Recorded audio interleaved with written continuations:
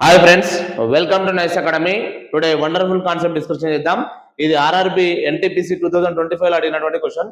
So question ఏంటంటే, if the 8th digit number 59044P22 is divisible by 6, then find the maximum value of P.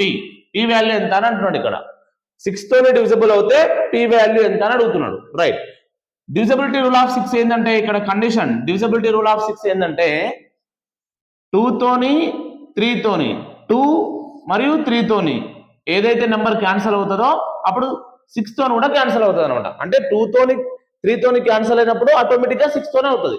అదే divisibility rule of 6. Divisibility rule of 6. Right, 2 తోని కావాలంటే ఇచ్చిన number లో last digit even number అయి ఉండాలి. Even number అంటే సరి సంఖ్య ఉండాలి 2 తోని డివిజిబుల్ కావాలంటే. ఇక్కడ చూడండి, ఇచ్చినటువంటి క్వశ్చన్ లో లాస్ట్ డిజిట్ ఎంత ఉంది? ఇక్కడ 2 ఉంది.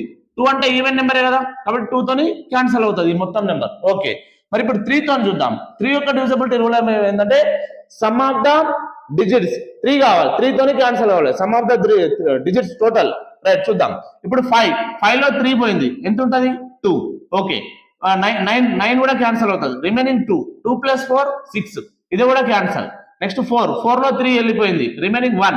ఓకే, 1 + 2 3, ఇది కూడా క్యాన్సిల్ అయిపోయింది. రిమైనింగ్ ఇక్కడ ఎంత ఉంది? 2 ఉంది. ఈ 0 అనేది పోయినట్టే. ఇక్కడ P అంటే P + 2 మిగిలింది మనకి. P + 2.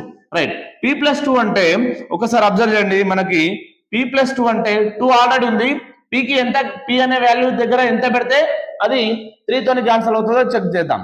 7 P వాల్యూ దగ్గర 7 సబ్స్టిట్యూట్ చేసాం అనుకో, 7 + 2 9, అంటే 9 అనేది 3 తోని క్యాన్సిల్ అవుతుంది. ఓకే, 8 + 2 10 అనేది 3 తోని డివిజిబుల్ కాదు. ఓకే, 9 క్యాన్సిల్ అవుతుంది. 3 చూద్దాం. 3 + 2 5 అనేది కూడా 3 తోని డివిజిబుల్ కాదు. 6 తీసుకున్నాం అనుకో, 6 + 2 ఎంత అవుతుంది? 8 అవుతుంది. 8 కూడా 3 తోని డివిజిబుల్ కాదు, ఓన్లీ 9 అనేది అవుతుంది. కాబట్టి 7 P ప్లస్ లో 7 సబ్స్టిట్యూట్ చేసినప్పుడు మాత్రమే 3 తోనే డివిజిబుల్ అవుతుంది. అప్పుడు 3 తోనే డివిజిబుల్ అవుతుంది అంటే ఆటోమేటిక్ గా 6 తోనే కూడా అవుతుంది. కాబట్టి P వాల్యూ ఎంత ఇప్పుడు? 7. Option A is a correct answer. Okay friends, ఈ వీడియో నచ్చినట్లయితే మీ ఫ్రెండ్స్ కు షేర్ చేయండి, లైక్ చేయండి, సబ్స్క్రైబ్ చేయండి. Thank you so much.